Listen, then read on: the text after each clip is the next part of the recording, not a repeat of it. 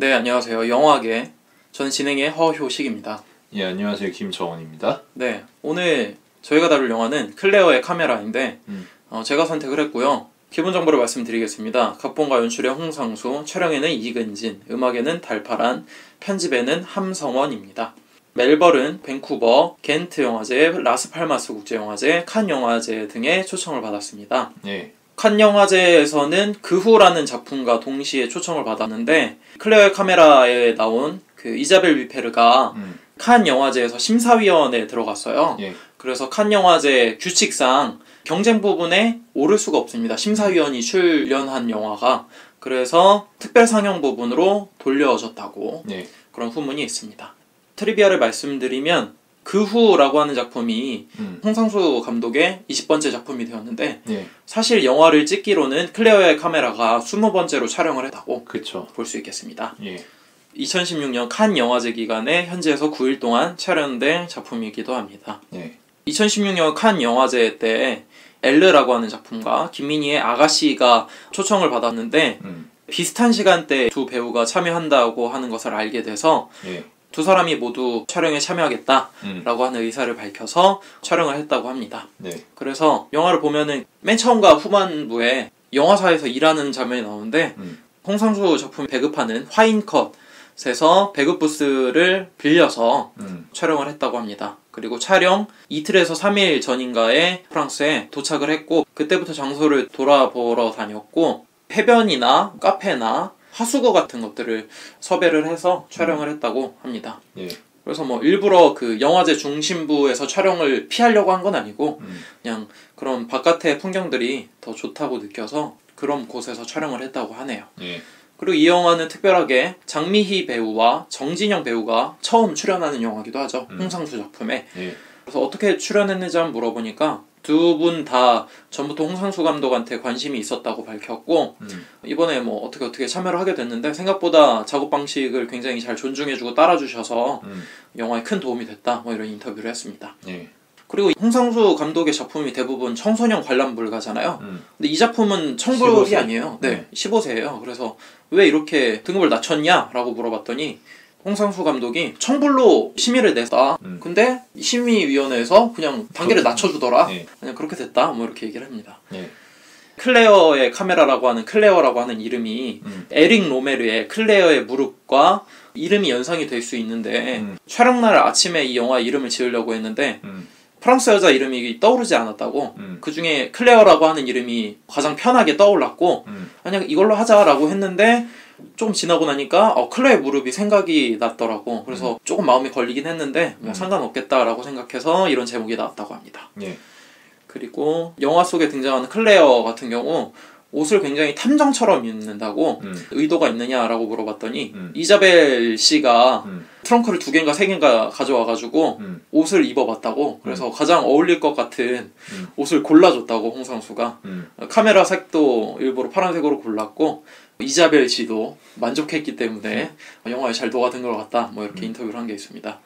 그리고 영화 속 인물들 이름을 보면은 뭐 소환수랄지 만희랄지 뭐 이런 이름이 있는데 그 이유가 꽤나 주관적인 이유가 있었다고 하더라고요. 홍상수 나름에. 예. 근데 그거를 내가 지금 말을 하는 순간 영화 해석에 뭔가 갇힐 수 있기 때문에 밝히지 않겠다 뭐 이런 얘기를 했습니다. 뭐 실없는 소리야.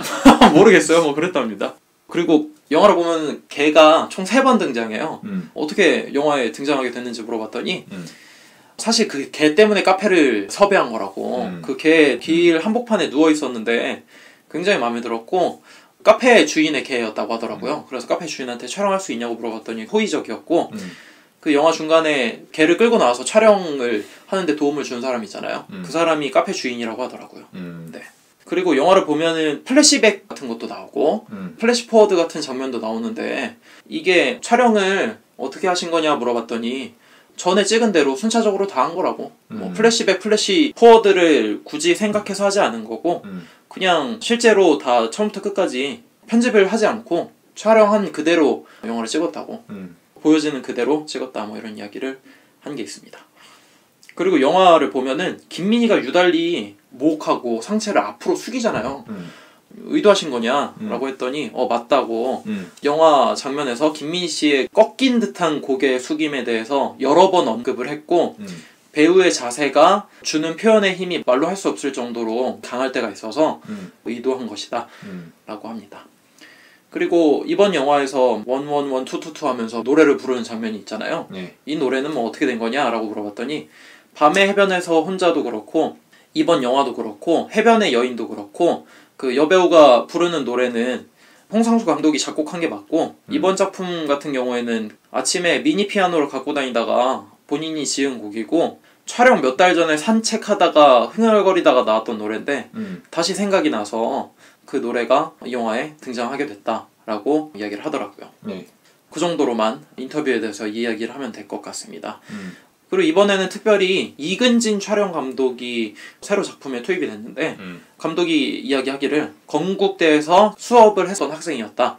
그리고 졸업 후에 한국 영화 아카데미에서 공부를 한 사람이라고 성실하고 유능한 사람이다. 뭐 이런 식으로 인터뷰를 한 게 있었습니다. 네, 그 정도로 스텝을 소개하고 배우 간단하게 이야기하고 넘어가면 좋을 것 같은데 뭐 김민희 배우하고 정진영 배우 같은 경우는 전에도 여러 번 언급한 적이 있어서 패스하도록 하고 이번엔 특별히 남양해 역을 맡은 장미 배우만 간단하게 소개하고 배우 소개 마치도록 하겠습니다. 불의 나라, 사해의 찬미, 적도의 꽃, 애니게임, 순학질 여사, 보리울의 여름 등에 출연을 한 장미 배우고 드라마는 육남매, 황태자의 첫사랑, 엄마가 불렀다, 장밋빛 연인들, 같이 살래요 등에 나온 여배우입니다. 1970년대를 대표하는 여배우 트로이카 중에 한 명이다 라고 많이 알려져 있습니다. 뭐 똑 사세요. 그쵸? 육남매에서 똑 사세요 이걸로 굉장히 유명하신 분이죠. 일단 비판이 좀 많았다고 하더라고요. 워낙 장미 배우 특유의 고풍스러운 그런 느낌이잖아요. 그런 느낌이 항상 있었는데 육남매에서 못 사는 집의 엄마인데 이렇게 교양 있게 이야기하는 게 현실적으로 말이 되냐 뭐 이런 이야기가 좀 있었다고 하더라고요. 그리고 구설수로는 동국대 철학과를 졸업한 걸로 알려졌는데 학력 위조였다는 거예요. 그게 2007년에 밝혀진 바가 있었다고.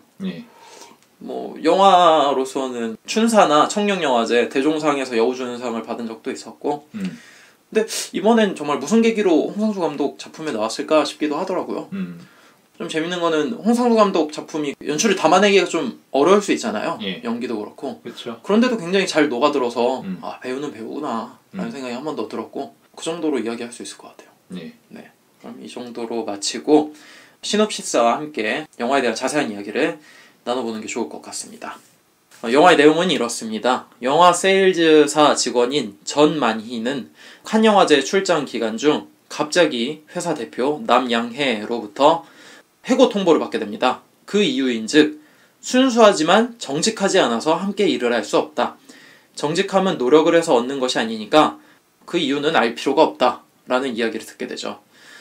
알고 보니 양해에는 세일즈를 맡은 영화감독 소환수와 연인 관계였는데 감독이 만희와 하룻밤을 보낸 사실을 알아차린 거죠. 그래서 뭐 질투에 가까운 느낌으로 해고를 시킨 겁니다.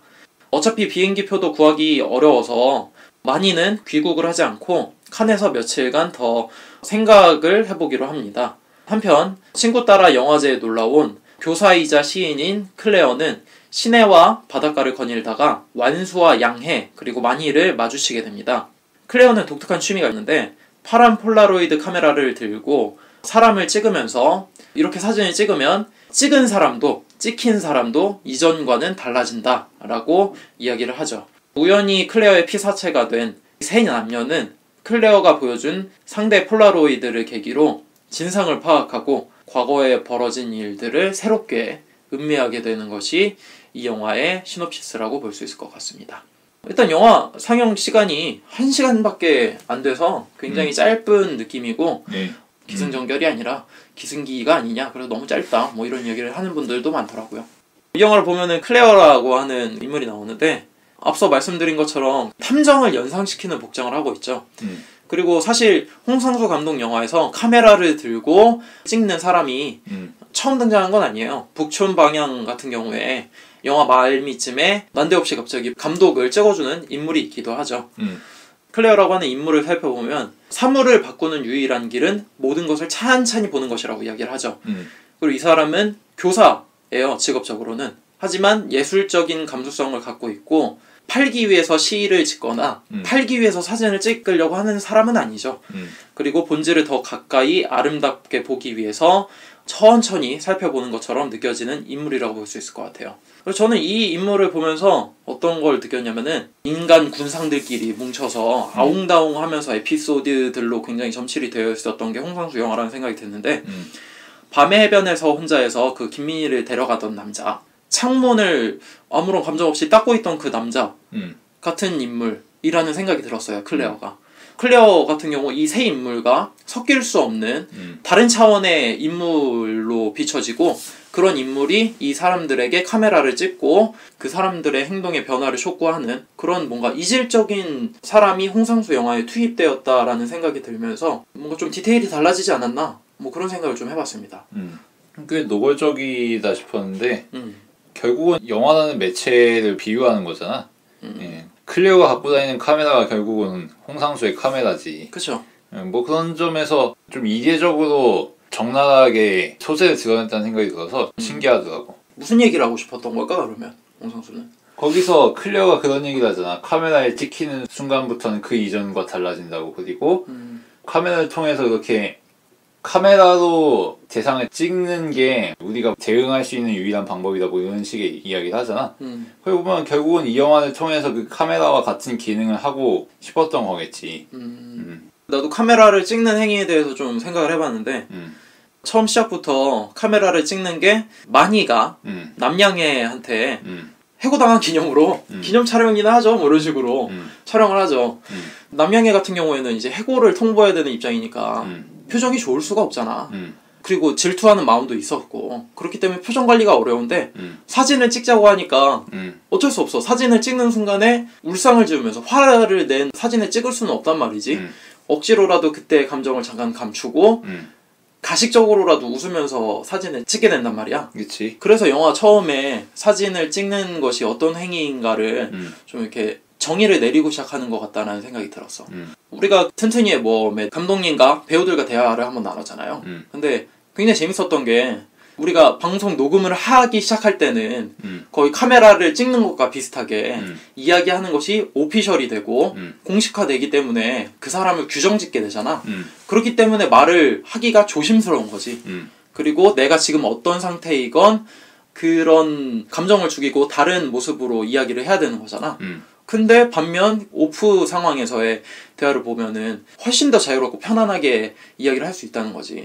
그때 우리가 실제로도 녹음을 한 뒤에 카페에서 차 마시면서 이야기 나눌 때 재미있었잖아. 그러니까 난 그게 떠오르더라고. 안 그래도 고공수 감독님의 단편 영화를 상영하는 극장이 있어서 GV를 하시고 관객과의 대화를 하는데 그때 당시에 GV를 진행하시던 인터뷰어가 그렇게 말씀하시더라고. 그러니까 관객들이 질문을 하는데 감독님이 되게 짧게 단답형으로 얘기를 하는 거야. 그래서 인터뷰어가 감독님 원래 1대1로 인터뷰하는 말씀 되게 잘하신다고. 이 GV 할 때만 되면은 말씀이 짧아지고 좀 당황스럽다고. 그래서 감독님이 그래서 저는 이런 GV 같은 거 말고 그냥 카페에서 이야기하고 싶어요. 그냥 영화 끝나면 우리 GV 하지 말고 카페 가서 차 한잔하면서 얘기나 합시다 뭐 이렇게 얘기를 하더라고. 그 사람한텐 이게 부담인 거지. 자신이 이야기하는 것이 오피셜이 되고 그것으로 자신이 프레임 속에 갇히고 규정되어진다는 게. 그래서 최근에 있었던 일 중에는 이런 게 사진 찍는 것과 비슷한 거구나 라는 생각이 들었어. 그래서 이 영화를 보면은 우리가 기본적인 프레임을 가지지 않을 수 없잖아. 홍상수와 김민희의 관계에 대해서. 그래서 얼핏 변명으로 들릴 수도 있다는 거지. 야, 너네가 우리 인터뷰 기사나 기자들이 찍은 사진을 보면서 쟤네 불륜이네. 어떻게 저럴 수 있느냐. 뭐 이렇게. 결국 그런 사진이나 인터뷰 매체를 통해서 그 사람들을 규정지어 버리는 거잖아. 근데 그것을 좀 찬찬히 봐주고 그 순수함을 차근차근 들여다 봐주길 원하는 마음에서 이런 영화, 이런 이야기를 하는 게 아닐까? 라고 하는 시선으로 이 영화를 볼 수도 있다는 생각이 좀 들더라고. 좀 더 재미있는 부분은 그 카메라를 통해서 서사가 이어진다는 건데 클레어가 촬영한 사진을 통해서 이야기가 이어지는 거잖아. 만약 클레어가 사진을 찍지 않았다면 이야기는 전개가 안 돼. 왜냐면은 양해와 완수와 마니가 각각 사진을 통해서 어느 장소에 어느 시점에 있었는지 확인을 못했을 테니까 클레어가 사진을 보여주면서 이때 이 사람을 찍었다 라고 이야기를 해주기 때문에 그 세 사람 사이의 관계망이 가동이 되는 거잖아. 그리고 그 이전에 사건들이 재배열이 되는 거고. 그 점에서 카메라가 수행하는 기능은 이 세 사람 사이에 탐색전을 유의미한 이야기로 만들어주는 거지.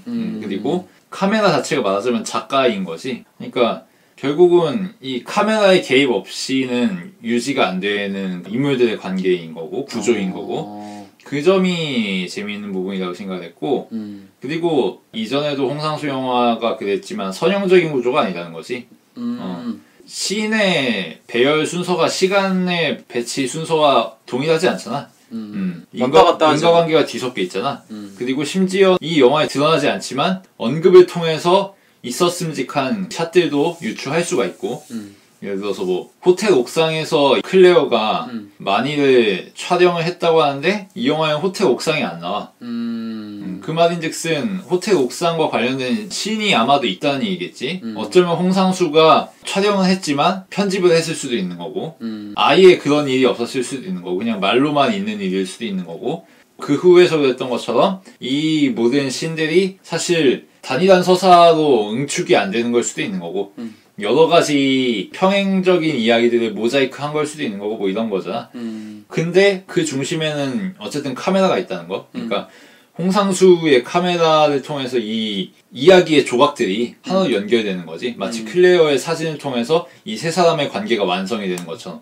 그리고 홍상수는 씬과 씬 사이의 인과관계를 파괴하는 것도 그렇고 동일한 인물 간의 구조나 혹은 사건의 전개 같은 걸 도돌이표 그리기도 하고 그러면서 스토리텔링보다는 전체적인 구조나 혹은 각 씬에서 드러나는 인물들의 감정이나 카메라에 찍히는 피사체에 규정지을 수 없는 무언가를 담으려고 하는 사람이 있잖아.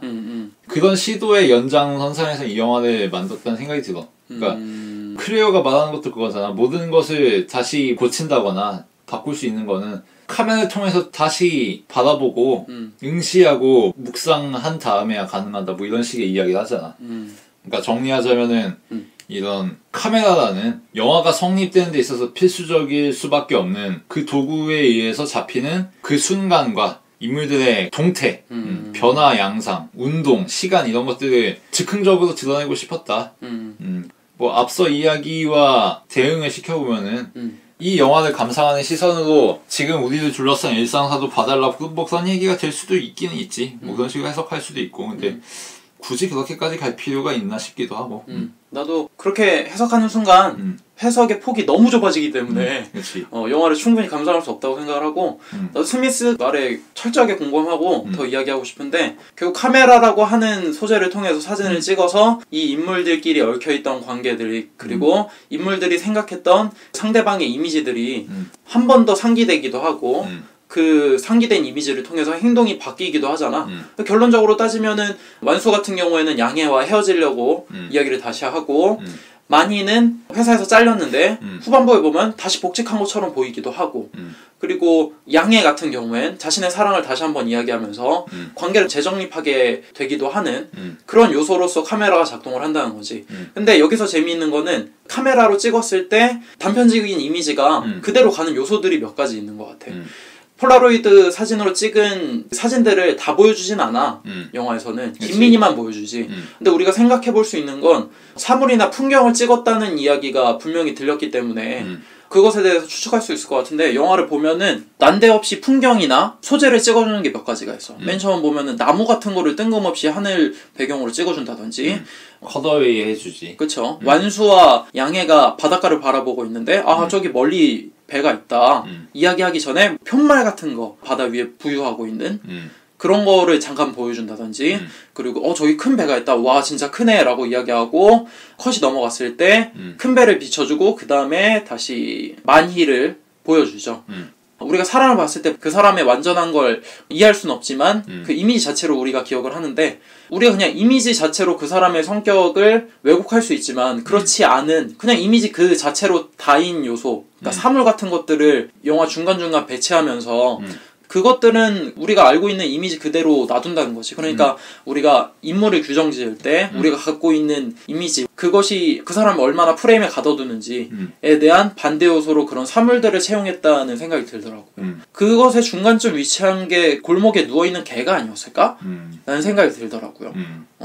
그런 식으로 카메라가 어떠한 방식으로 인물들의 이미지를 규정짓고 인물들 간에 어떤 변화를 촉구해 주는지 또한 사물들이나 동물들을 넣음으로써 더 집중할 수 있게 만들어준다는 거지. 우리가 생각할 수 있는 것에. 다 생각만 해야 된다고 하면은 너무 깝깝하잖아. 그렇지 않을 그런 장신 요소로 그런 것도 넣지 않았나. 카메라를 통해서 변화되는 이야기에 집중하기 위해서 그런 생각이 좀 들더라고요. 저는 사실 이 영화 보고 너무 박장대소 했던 게 영화 후반부쯤에 마니가 핫팬츠를 입고 옥상에서 술을 한잔 하고 있잖아요. 근데 양복을 입은 소환수가 나타나서 너 왜 이렇게 남들한테 드러내는 옷을 입고 다니느냐. 너 그걸로 통해서 얻는 게 뭐 대단하다고 느끼느냐. 너가 20대도 아니고. 라고 막 이렇게 잔소리를 막 하죠. 마니는 죄송합니다. 잘못했어요. 하고 이야기한 다음에 그럼 감독님은요? 이렇게 얘기를 하니까 나는 남자잖아. 너무 웃긴 거야. 그리고 솔직히 그게 소환수가 이름도 홍상수랑 비슷하잖아. 그런 자기 희화시키는 개그를 넣으니까 너무 웃기더라고요. 그치. 그리고 또 재미가 조금 있었는데 권력관계에 대한 얘기가 좀 있는 것 같더라고요. 양해 같은 경우에는 마니의 오너기 때문에 해고를 마음대로 할 수 있잖아요. 근데 그 해고 사유가 정당한 사유가 아니라는 거. 그리고 통보도 사전에 해서 유예기간을 줘야 되는데 그것도 없었지. 그쵸. 그런 부당해고지. 그쵸. 그런 권력관계. 그리고 완수가 양해한테 우리 그만하자. 우린 일만 하는 게 가장 오래가는 사이인 것 같아. 라고 이야기를 하고 양해가 너무 마음이 아프다. 그리고 우리가 일을 오랫동안 할 수 있을지는 다시 한번 생각해야겠다. 라고 이야기를 하자마자 완수가 근데 너 이쁘다. 라고 이야기하면서 회유를 하죠. 권력관계지 뭐. 이게 너무 웃겼고 그리고 가장 재미있었던 건 김민희를 확실히 홍상수가 사랑하고 높여주고 싶구나 라고 느꼈던 게 영화 말무리에 가면은 상자를 테이핑하고 다시 조립하는 작업을 하는데 그때 자기보다 아래 직원들이 와서 도와주겠다고 하는데 2번이나 내가 할게 저리가 내가 할게 라고 이야기하잖아. 그런 뭐 권력관계에 뭐 자유롭게 보이고 싶은 뭐 그런 여자처럼 이렇게 묘사했다는 생각이 들어서 그런 거. 클레어와 소환수가 처음 대면했을 때 소환수가 들이대면서 합석을 하잖아. 맞아요. 그 위에 말을 못 꺼내는 게 웃기더라고. 뭐라고 야부리 찰 줄 알았는데. 맞아. 갑자기 소심해지고 쭈뼛쭈뼛해지면서 아무 말 못하는 것. 뭐 그런 것들이 재미있긴 했지. 그리고 핸드폰으로 소환수 감독을 찾아가지고 이 사람 맞냐고 물어보기까지. 그런 게 좀 의미가 있었죠. 재미있는 포인트 중 하나였죠. 그것도 사실 낯간지러운 자학 개그라고 할 수 있는 게 굳이 본인이 홍상수라고 설명하지 않아도 검색해보면은 나 홍상수가 나와 뭐 이런 느낌이잖아. 굳이 내가 이걸 구구절절 말을 해야 돼 나를. 그러면서 이렇게 얘기하고 있는 거잖아. 제가 평소에 이렇게 병신입니다. 뭐 대단한 감독처럼 인터넷에서 나오긴 하지만 말도 한마디 못 걸어요 뭐 이런. 제가 굳이 자랑하고 싶지 않아서 남이 검색해줄 때까지 그냥 말 안 하고 기다려요. 뭐 이런 느낌이잖아. 그쵸. 뭐 그런 게 재밌는 거지. 그리고 뭐 아까 얘기했던 뭐 연결고리로서의 카메라의 역할도 있긴 한데 그런 기분도 확실히 들더라고. 맨 처음에 제가 이야기하긴 했지만 카메라 앞에선 좋은 척을 해야 한다. 해고 통보를 할 때 억지로 웃음 짓는 것도 그렇고 양해와 완수랑 클레어가 같이 식사를 할 때 사진을 찍어주겠다고 양해한테 이야기를 하죠. 클레어가 그때 되게 이쁜 척하면서 이야기하잖아요. 그런 것도 그렇고 한국 음식을 만들어주겠다고 했을 때 어떤 집에 찾아갔을 때 어떤 남자 배우한테 카메라 찍어주겠다라고 했을 때 그 경직된 모습이나 표정 같은 것들 그리고 마니가 울고 있던 뒷모습을 클레어가 찍으니까 찍지 말라고 지금 내가 갖고 있는 이 감정과 상황을 카메라 앞에 섰을 때 다시 또 되돌리고 싶지 않다 뭐 이런 것에 대한 이야기도 포함이 되어 있는 것 같아서 카메라 앞에 서는 것, 마이크 앞에 서는 것, 사람들 앞에 서는 것이 어떠한 의미를 갖는지 생각이 되기도 하고 그렇더라고요. 하지만 또 생각해봐야 될 거는 그렇게 카메라로 찍힌 사진을 나중에 다시 확인하고서 오히려 사람들은 그때의 상태를 더 정확하게 안다는 거지. 그러니까 사람들은 그렇게 사진을 찍을 때 자기 연출을 했지만 다른 장소로 가서 타인들에게 사진을 보여줬을 때 이거 누구네? 하면서 사건의 경과를 재구성하고 그때 어떤 일이 있었는지 파악하게 되잖아. 그게 재밌는 거지. 자기는 카메라 앞에서 자신을 숨기기 위해서 자기 노출을 최소화하기 위해서 경직되고 통제된 방식으로 촬영을 했지만 결국은 조합해보면 드러난다는 거지. 그리고 이 모든 걸 조합하는 거는 클레어의 카메라 뒤에 있는 홍상수의 카메라인 거고. 뭐 그런 게 또 생각해 볼 만한 부분이 아닌가. 그러니까 결국에는 구조적 형식도 조금 있긴 했지만 홍상수가 평소 이야기하는 이미지 그리고 실체 그런 것에 대한 이야기가 더 많은 이야기를 만들지 않았나라는 생각이 좀 듭니다. 예. 워낙 짧은 소품격 영화이기 때문에 이 정도로 슬슬 마무리 이야기를 좀 해보도록 할까요? 예. 그런 이야기 있잖아요. 남자와 여자와 카메라만 있으면 영화는 만들어진다. 근데 이 영화에서는 남자와 여자, 개가 있기 때문에 이 영화는 더 재밌게 만들 수 있다. 뭐 이런 이야기가 조금 있더라고요. 그런 작은 소재들에 재미 요소를 넣으면서 가볍게 재밌게 본 영화고 평소 살면서 들었던 이야기 중에 감명 깊었던 게 거울 앞에서도 100% 이게 나 자신이라고 생각을 안 한다고. 거울에 섰는데도 내 모습을 비춰줬는데도 이게 내 모습이야? 내가 아닌데? 라고 느낀다는 거지. 카메라에 찍혔을 때 그 당시에는 나라고 느끼고 그것이 온전한 나의 감상이라고 나 자신이라고 생각을 하고 카메라에 찍혔지만 그 뒤에 봤을 때 내 표정은 이랬네? 이때 내가 상태가 이랬을 텐데 이런 느낌이었네? 배경은 이랬네? 나의 표정을 보니 내가 이런 생각을 하고 있었나 보다. 다시 한번 추측해서 나 자신에 대한 실체도 다시 조각조각 찾는다는 거지. 마치 영화 말무리에 분홍색 헝겊 조각을 다 찢어놓고 그 조각들 자체만으로 아 이쁘다 저것도 이쁘다 저것도 이쁘다 22조각을 내어야만 그 하나하나가 이쁘다고 그제서야 만족하고 깨닫는 것처럼 나 스스로도 100%의 나라고 확신할 수 있는 것은 없다. 나를 조각 내고 이 조각을 내고 저 조각을 내고 저 조각을 내어서 모자이크 맞추듯이 하나하나 퍼즐처럼 이쪽에서 촬영하고 저쪽에서 촬영하고 저 장소에서 촬영을 하고 이런 시간에 촬영을 하고 여러 번 촬영을 해야지만 그제서야 나라는 실체를 조금이나마 알 수 있다. 그런 이야기를 좀 하는 것 같아서 재미있었습니다. 그런 단서를 준 게 영화의 맨 마지막 장면을 보면은 그 상자가 하필이면은 레고처럼 맞물리면서 뚜껑을 닫잖아요. 그 뚜껑을 닫았는데 그것마저 다시 열리니까 테이프로 다시 한번 감싸야 되잖아요. 그렇다는 거지. 이미지라는 것 자체가. 그래서 조각조각 내고 다시 한번 상자에 담아놨을 때도 상자가 열려서 다시 한번 그 나라고 하는 이미지가 어떻게 퍼져나갈지 모르기 때문에 테이프로 다시 감아야 된다는 거지. 그리고 그것은 다른 사람으로 할 수 있는 것이 아니라 내 스스로서 완결을 지어야 된다는 거지. 그 이미지라고 하는 것, 나 자신이라고 하는 것.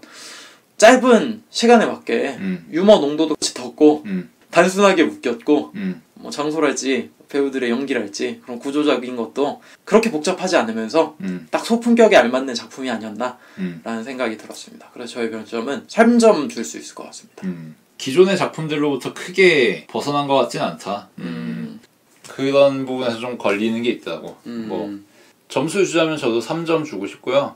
네, 저 오늘 다룬 영화 홍상수 감독의 클레어의 카메라였습니다. 들어주셔서 감사합니다.